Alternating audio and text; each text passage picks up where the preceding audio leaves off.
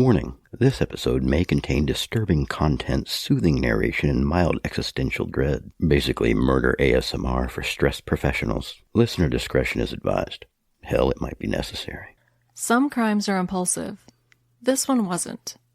This was a crime built carefully, piece by piece, with a plan that would turn an ordinary man into a mass murderer. Michael Stevens enlisted the help of his friend Earl Figley to orchestrate a coordinated bombing attack. Not one device, not two. 6 bombs delivered across upstate New York within roughly 90 minutes of each other. 90 minutes that would claim 5 lives. With 6 bombs in under 2 hours, Stevens and Figley killed more people in a single evening than Unabomber Ted Kaczynski killed over 17 years. But why these victims? Was it political? Financial? Revenge? Nope. The motive was control. According to investigators, Stevens targeted people whose only real connection was this. They were his girlfriend, Brenda Chevere's family.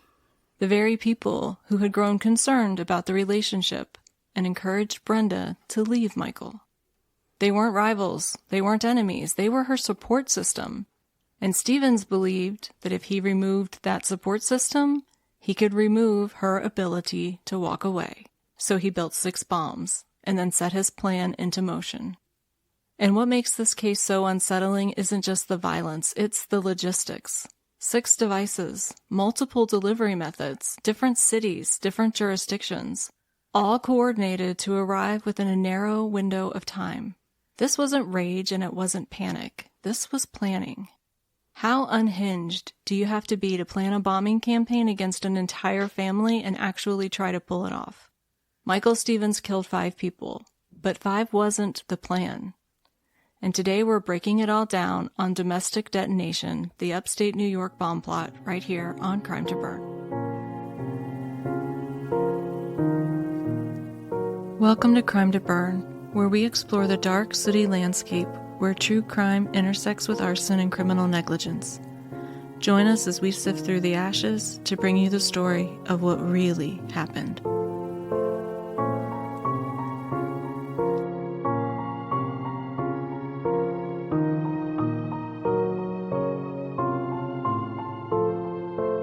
Welcome back to Crime to Burn. I'm April, a fire protection engineer, former firefighter, and probably on several government watch lists after researching this episode.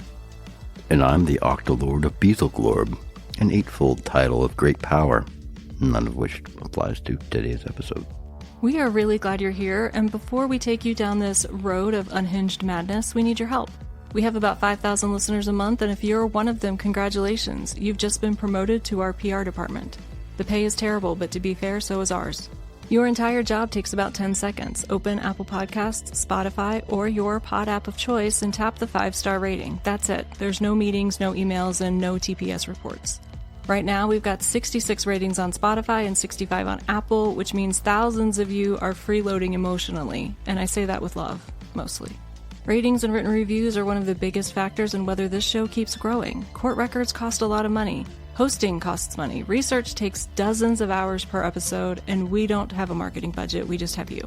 After the episode, tell a friend to listen, share it, post it, yell about it in a parking lot. Every little bit helps.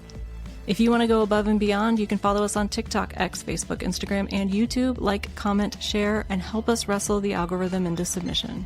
If you want to support the show financially, our Patreon link is in the show notes. You get ad-free episodes and sometimes early releases. Sometimes it's 5 minutes early, sometimes it's a day. It's chaos over there because it's chaos in my head. You can also grab merch from our spread shop so our logo is splattered right on your chest or your head or your coffee mug. It just depends on your vibe. Last week we suggested you send us feet pictures for us to sell on the dark web to fund court records, and I'm both saddened and relieved that not a single one of you contributed. But you can still email us your fire stories, case suggestions, feedback, and fundraising ideas to crimetoburn@gmail.com.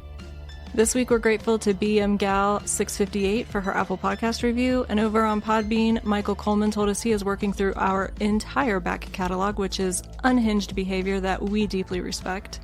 Tinky Bothma, Becky Beasley, MKG13, and TCP-LZQ. These people just face roll across the keyboard to make their names. They also left us very kind comments recently, and we appreciate every single one of you. Steve has been instructed to look upon you with favor. And this is episode 99. Next week will be episode 100, so if this is your very first episode, you've got quite the backlog to work through. And if you hang on until the end, I'm going to give you an update on my ongoing attempt to pry financial records out of the Pima County Attorney's Office because I may have escalated things slightly.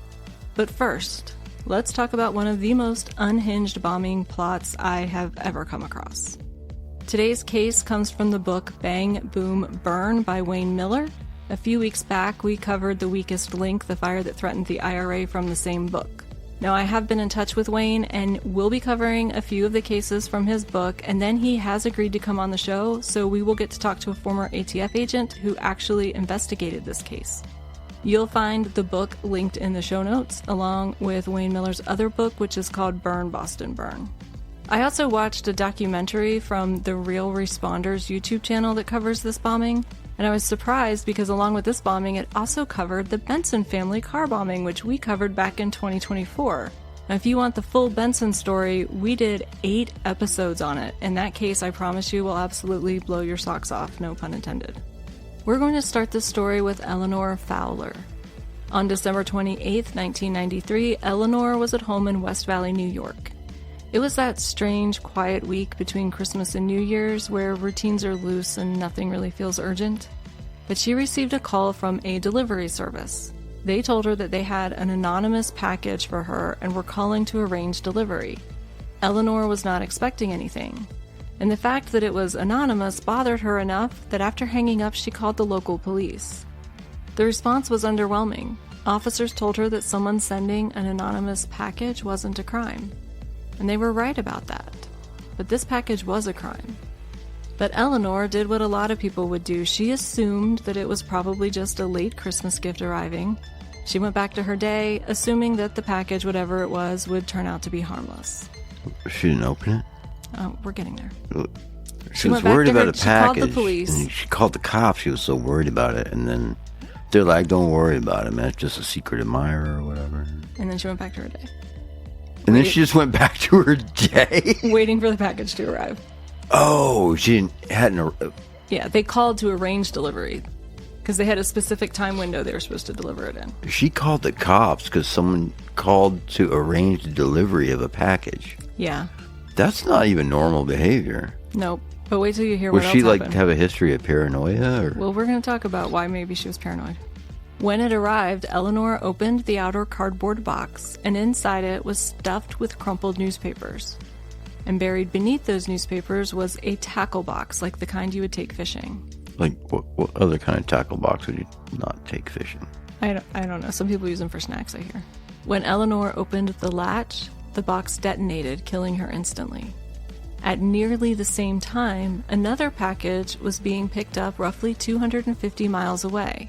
Eleanor's brother, William Lazor, was at a post office in Hogansburg, New York, on the St. Regis Mohawk Reservation. He wasn't expecting a package either, and it was heavy enough that he and the postal clerk joked that maybe it was a bomb. What? For William Lazor, it wasn't really a joke. You see, Lazor had enemies, allegedly. Enemies that scared him enough to take precautions opening that package. When he got home to Roosevelttown, New York, he didn't bring the box inside. He opened it in his yard. Inside, just like his sister's package, was a tackle box surrounded by crumpled newspaper.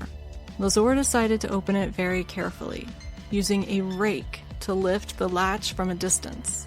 The box exploded, and the blast severely injured him, but that distance saved his life. That rake is the only reason William Lazor lived. It was the same device with the same intent, just a few extra feet. Then there was Pamela Lazor Lanza. Pamela was at home in Rochester, New York with her boyfriend, Richard Urban, although I've also heard him as Richard Urbanski. Oh, so they cut off the ski so he could immigrate? Well, I don't know, but in the book it said Richard Urban and then in parentheses said Urbanski. Why did they shorten him up? I don't know. They didn't explain it. Nah, there's the real conspiracy to the story. When an anonymous package arrived, they brought it inside. And inside the box was the same configuration investigators would soon recognize again and again. Crumpled newspaper surrounding a tackle box. When Richard opened the latch, the device detonated, killing both Pamela and Richard. At roughly the same time, Eleanor Fowler's husband, Robert Fowler, known as Rocky, was at work at an armored car facility in New York. A package arrived for him at work, inside the same setup, newspaper tackle box. When Rocky opened it, the bomb detonated, killing him and a coworker and seriously injuring a third employee who would survive. By early evening, 4 devices had detonated, 5 people were dead, and 2 others were badly injured. And no one yet understood that these weren't random acts. They were connected by blood. Another package was sent to Eleanor Fowler's daughter, Lucille Kemp, and her husband, Scott Kemp. When they opened the outer box, they again found the now familiar tackle box wrapped in newspaper. This time, nothing happened. The device did not detonate. But Scott Kemp had been sent a package at his workplace also. He worked at Lakeview Correctional Facility. But Kemp wasn't working that day, and the prison refused the delivery. Frustrated, the driver carried the package back out to his van and threw it back in the cargo area before driving off. When investigators learned about the rejected delivery, they realized something terrifying. There was a courier driving around western New York with a live bomb in the back of his van, a bomb that had just been hurled in frustration. So authorities contacted dispatch, who radioed the driver and instructed him to stop immediately, exit the vehicle, and abandon it where it was. All you delivery drivers, settle down with your frustration. That could be a bomb.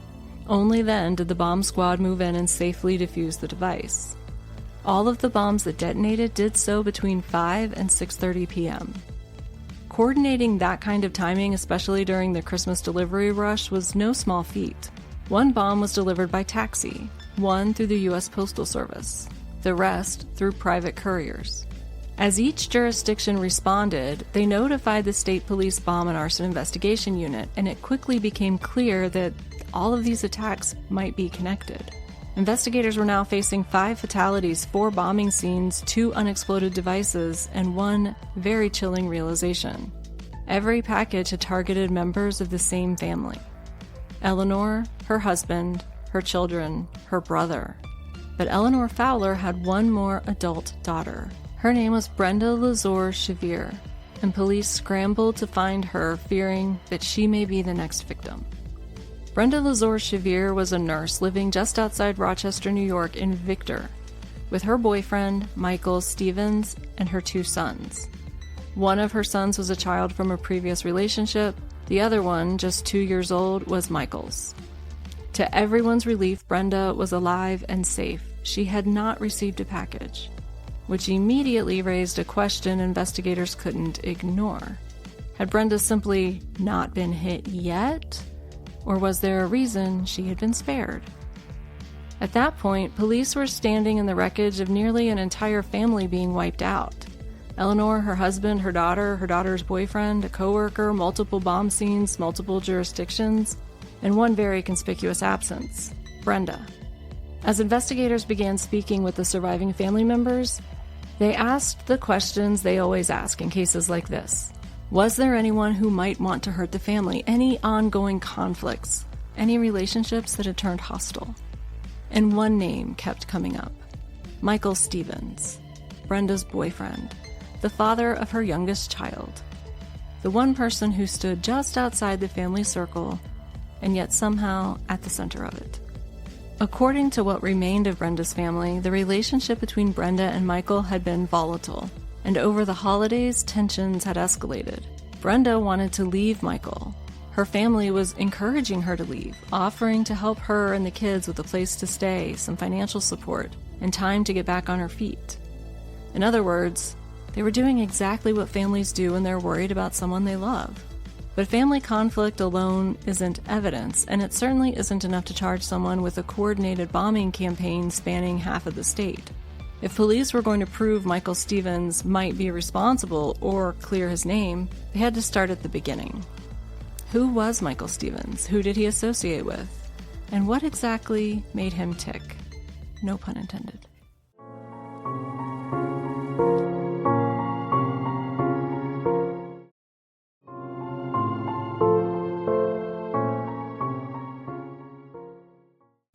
Michael Stevens was described as a squat, bespectacled man, often labeled weird, with what one observer memorably called an, quote, innate ability to irritate, unquote.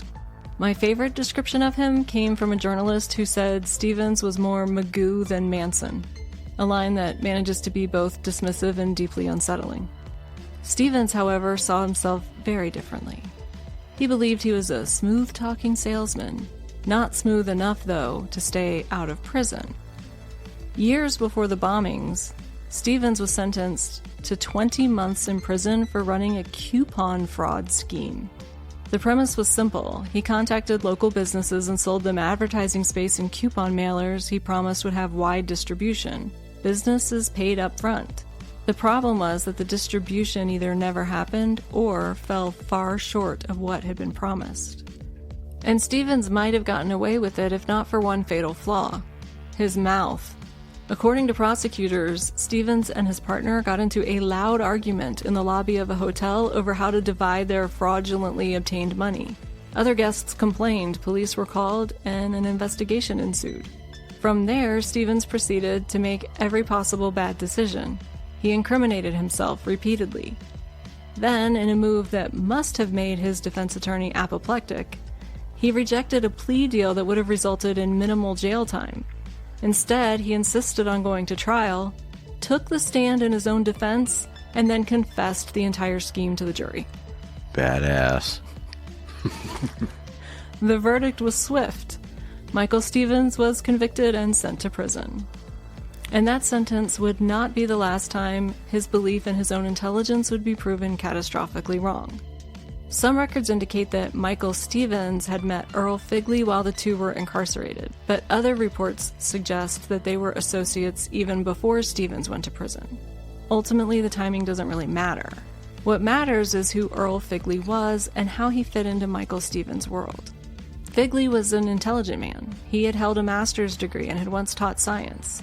But his serious car accident in the 1950s left him with permanent brain damage and the loss of one eye. People who knew him later in life described him as a harmless but functional alcoholic who drifted rather than directed his own life. His friendship with Michael Stevens would prove disastrous. For a time, Figley lived with Stevens. But when Stevens' relationship with Brenda Lazor-Chevier became serious and she moved into the house, Figley was pushed out. He ended up living alone in a local motel, a quiet displacement that would later take on a much greater significance. Despite this, Figley appeared to maintain an unsettling level of admiration for Stevens. Investigators and prosecutors would later describe him as devoted, almost follower-like in his loyalty. Many have speculated that this misplaced devotion stemmed from Figley's brain injury and his vulnerability to manipulation. That does track. Yeah. Whatever the cause, the dynamic between the two men was clear. Michael Stevens was the driver, and Earl Figley was the man who followed. And that imbalance would become central to everything that came next. At first, police believed Brenda might be the next target. They rushed to the home she shared with Michael Stevens and found Brenda there, alive. Michael Stevens was there too, and so was Earl Figley. At the same time, other investigators were tracking down the courier services and the taxi company that had delivered the bombs. The people that had helped the person who sent them independently described the man who had arranged the deliveries as having a glass eye and paying in cash with a distinctive red wallet. I don't think you need, AI facial recognition for this one. It wasn't proof, but it was specific. So when investigators asked Stevens and Figley for identification, imagine their reaction when Figley pulled out a red wallet that matched the description of the person who had mailed the packages. And remember, Figley had lost an eye in that earlier car accident.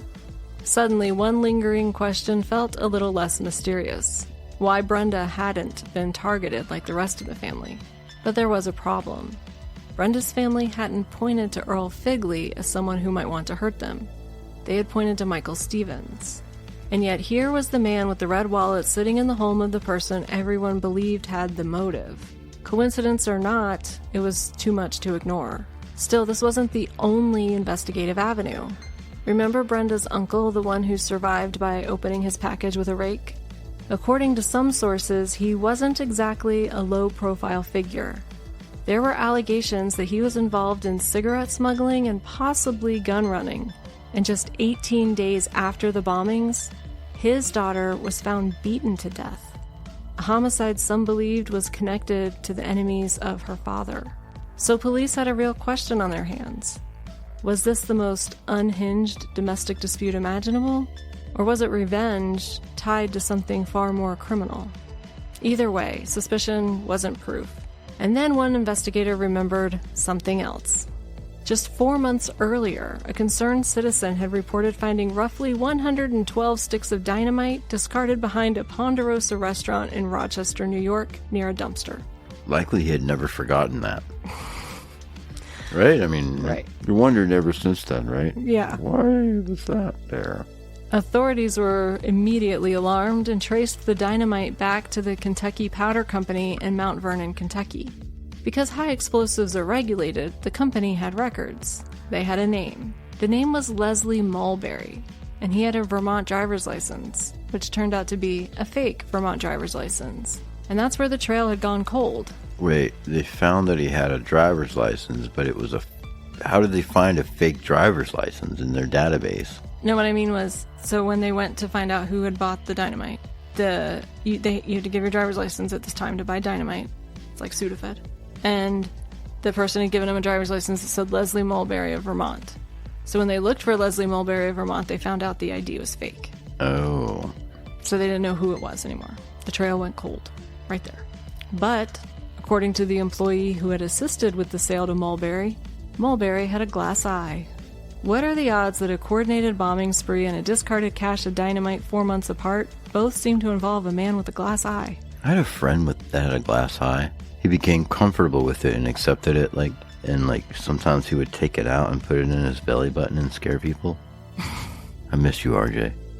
So while crime scene investigators processed blast sites and lab technicians began their work, police brought Brenda Lazor-Shavir, Michael Stevens, and Earl Figley in for questioning. Because right now what they had was this. Men with glass eyes kept turning up at investigations involving dynamite. And one of those men was closely associated with the only person in the family who hadn't been targeted. But there was still a lot to prove. They needed to establish whether all the bombs had been built by the same person. They needed to determine whether Michael Stevens had motive strong enough to escalate to mass murder. And they needed to figure out exactly how Michael and Earl fit together. Figuratively, not literally. This is a puzzle we should not complete. So by this point, police weren't short on suspects. They were short on proof. They had a family nearly wiped out, a woman who had been spared, and 2 men whose names kept surfacing everywhere investigators looked. Motive was emerging. Coincidences were stacking up. But coincidences don't hold up in court. And neither does intuition. So to move forward, investigators would have to stop asking who seemed capable and start asking what the bombs themselves could prove. Because explosives don't care who you are, what you say, or how convincing you think you sound. They leave residue. They leave fragments. They leave patterns. And if these 6 bombs were built by the same person, the evidence would say so. So in part 2, we're stepping away from motive and into science. And that's where this case stops being circumstantial and starts becoming undeniable. On Domestic Detonation, the Upstate New York bomb plot, right here on Crime to Burn. Before we wrap up, I want to give you a brief update on something I have mentioned before, my ongoing, let's call it, correspondence with the Pima County Attorney's Office. Last summer, we covered the case of Paul Clifford, a man who was brutally murdered and whose body was set on fire. We had Paul's widow, Christina, on the show because Christina is still fighting for justice for her husband. In that case, the Pima County Attorney's Office offered 2 of the 3 defendants plea deals that, to many observers, myself included, seemed strikingly lenient given the severity of the crime. Something about it didn't sit right with me. Then I read a public statement issued by the County Attorney's Office about the case, and according to multiple sources familiar with the facts, part of the statement appeared to misrepresent what had actually happened.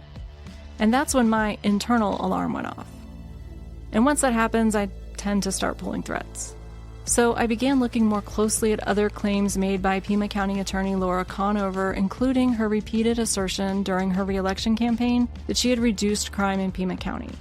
That's a claim that should be easy to verify. So I checked the FBI crime statistics for the area, and what I found didn't line up with that narrative. Violent crime rates appear to be up, not down. At that point, I did what any normal, well-adjusted person would do, and I kept digging. The Pima County Attorney's Office publishes annual financial reports, and when I reviewed them, I found something else concerning. Since Conover took office, her department has received millions of dollars in increased funding. So naturally, my next question was, where's the money going? Because during the same period, the number of felony indictments has remained the same, but the number that are going to trial has taken an absolute nosedive. In addition, staffing levels in the office have decreased, and payments for victims' relief have also taken a sharp decline. And that raised a very simple question. If they're not spending money on trials, and they're not spending money on staffing, and victims' compensation is going down, where is that millions of dollars of extra funding going?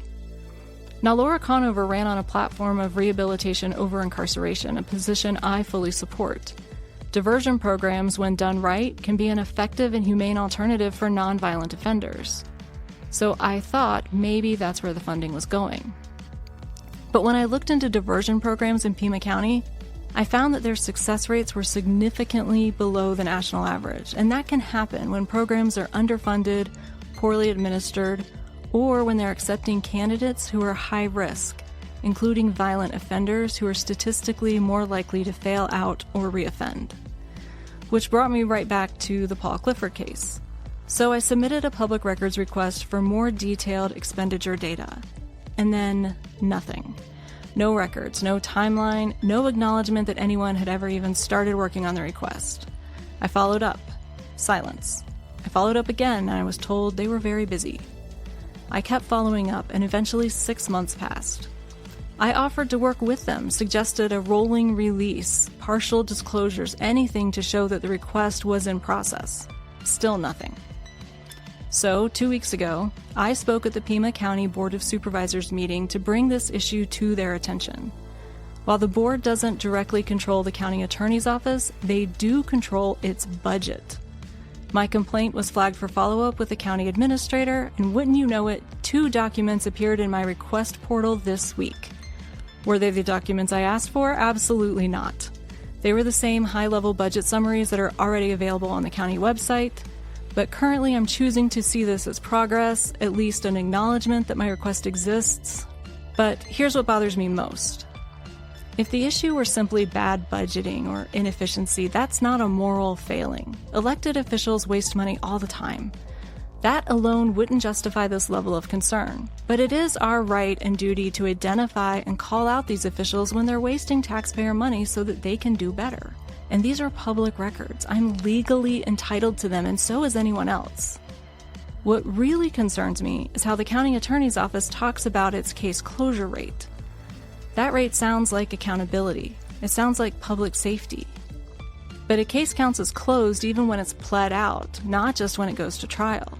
And the data suggests that while felony indictments remain relatively steady, the number of those cases going to trial has collapsed, which left me with an uncomfortable question. Is the office offering overly lenient plea deals to violent offenders to inflate its case closure statistics while putting public safety at risk? And if that's happening, then where is the additional funding going? If my suspicions are wrong, transparency would clear this up immediately. If they're right, that's something the public deserves to know. Now, I want to be clear, my intent here is not to antagonize the Pima County Attorney's Office. When I filed the records request, I genuinely expected the documents to either confirm I was mistaken or to put my concerns completely to rest. But refusing to even pretend to process a lawful public records request for 6 months doesn't inspire confidence. So I'm going to keep pushing. I'll continue speaking at Board of Supervisors meetings, and I'm willing to talk to the press. And yes, I've reached out to reporters who cover government transparency in that area. If you're interested in making similar records requests, you can always email me and I'll be happy to share the language I used so you can do your own independent homework. I'm not telling anyone to do that, I'm just saying the option exists. And if you happen to know reporters who focus on accountability and transparency in Pima County, sharing this information with them might be worthwhile. I will keep you updated because transparency isn't optional and accountability shouldn't require this much effort. And one more thing, and this would be funny if it weren't so on the nose. Over 6 months ago, I notified the Pima County Attorney's Office 4 separate times that the CAPTCHA on their official website contact form is broken, as in constituents literally cannot email the office through the form provided on their own website. The CAPTCHA just doesn't work. I know this because I check it weekly, not for work reasons, for funsies. Because hyperfocus and ADHD is real, and at this point it feels personal. As of the time of this recording, 6 months later, it is still broken. Now, maybe that's just a technical issue, maybe it's unrelated, maybe it's just nobody's job. But when an elected official responsible for public accountability has a non-functional public contact form for half a year while also not responding to public records requests, it does raise an eyebrow, possibly both eyebrows. So yes, I will continue checking the CAPTCHA every week, I will continue requesting records, and I will continue asking uncomfortable but reasonable questions. Because accessibility and transparency in government are not optional features. They're the bare minimum. There is a court precedent in Arizona that says asking for voluminous records is not an excuse not to fill them, and that when records requests can't be filled in a timely manner, they need to provide a schedule. Well, it's not like you tried to set these people up. Like, oh, I know they're slow. Let's set them up and make them look stupid. I gave them 6 months. 6 months. I feel like that was very generous. And all of the things that I have shared, the budget overview is right there on the Pima County Attorney's website. That's where I got those numbers from. And I graphed them to see how their budget expenditures have changed since Laura Conover took office versus how funding has changed. And I have all the graphs and everything. So there's visual aids. Well, if you have graphs and spreadsheets, I mean, that pretty much ends all debate. You know me, I'm a freak in the spreadsheets. Anyway, so this episode was a little bit short, but I wanted to give you a thorough update on what's going on in the public records request, and I thought a good place to break this episode apart was before we really got into the forensics of a bomb investigation, because it's really complicated but interesting. I promise not to bore you all. I don't. I'll bore you to tears. I like it when you bore me. Oh, is that like a drill? Yeah. Bore? Yeah. That was an auger joke. Sure. I gotta learn to breathe quieter. I get really tired of editing out breath sounds. Yay, humanity. If you're in the room with me, you're going to be breathing heavy. Way to go, dumbasses. So, next episode, we got to do something special for our 100th episode. I'm willing to do it naked. I'm going to check the wind chill before I agree to that, because it's a little chilly down here. Might have nipple to microphone interference. Nippleference. Nipperference? Audioreola. Oh, I'm going to talk about the subjugation of the plebes. What's a plebe? Some questions don't need to be asked. I like that little thing, but it can be a menace. No, it's like if you took somebody that had no ego, that was just all id, and put them into a body that could do anything it imagined. That's that cat. Stairs. I don't know how a 3-pound thing can sound like a horse going up the stairs. I'm not good at being cold. We'd like to close by acknowledging the plebes subjugated during the triple solstice. We don't talk about it, we don't celebrate it, but it did happen. This episode was produced in accordance with the Beelzebub statute, post-plebe, post-solstice, revised edition. Remember, the plebe subjugation was a logistical failure, not a moral one. Next episode, we'll continue our ongoing silence regarding the plebes and the events of the triple solstice. I have to catch my breath before I can start. You imagined me naked, didn't you?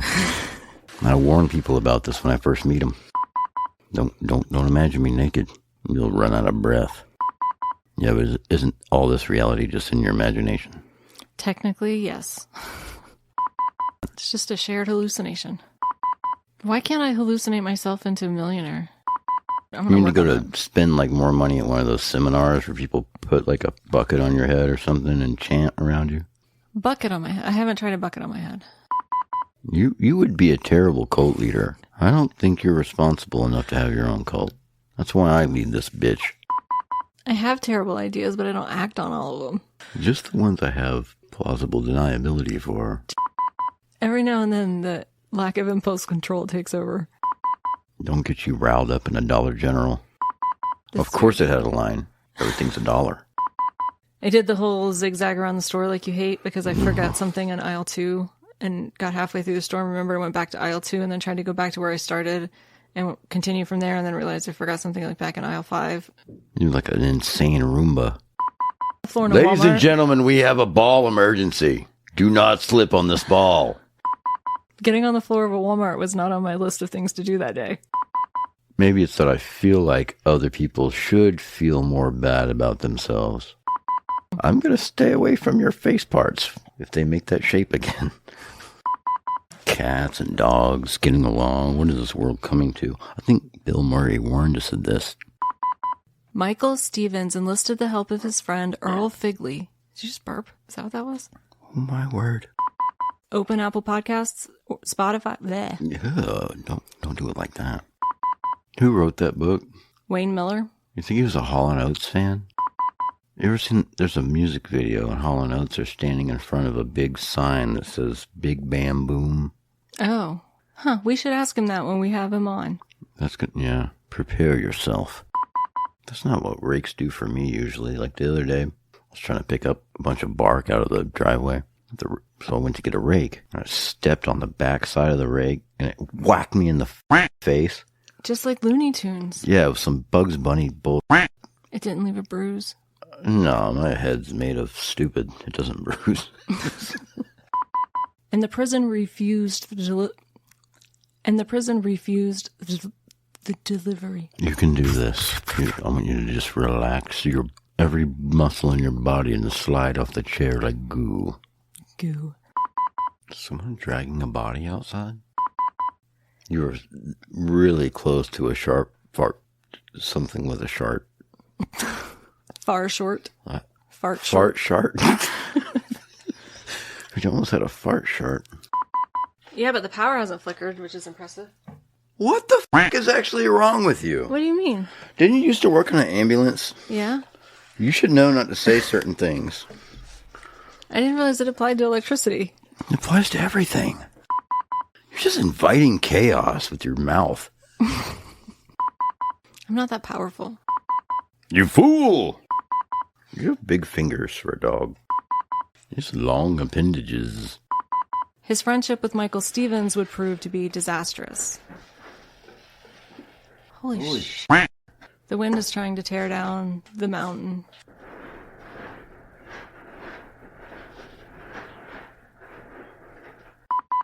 It doesn't bode well that you're wearing your bad landings expert shirt while you tell me you're going to get on an icy ladder.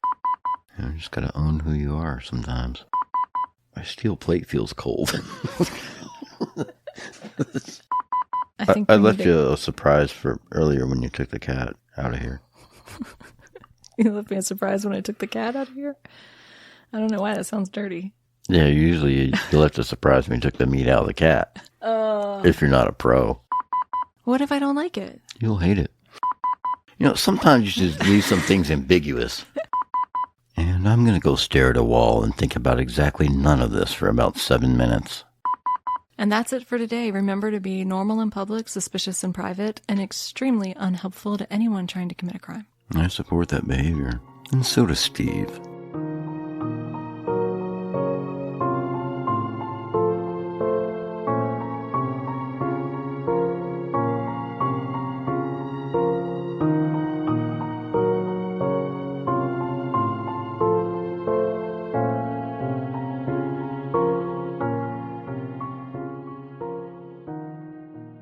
Crime to Burn is a production of Crime to Burn, LLC, where we light fires in your brain and not your buildings. All rights reserved. Still spiritually parched after this episode? It's okay, Steve believes in cross-pollination. Here's a trailer for a show we think deserves to infiltrate your ear holes, in a good way. Don't forget to leave a 5-star review before you go. Steve is watching. Hey, true crime and dark history fans. This is Diego, the host of Lore and Crime. If you enjoy eerie folklore and real mysteries, you have to check out my new show. In each episode, we unfold a forgotten murder or haunted legend in a narrated short novel form. Don't miss the next original tale. Subscribe to Lore and Crime wherever you get your podcasts.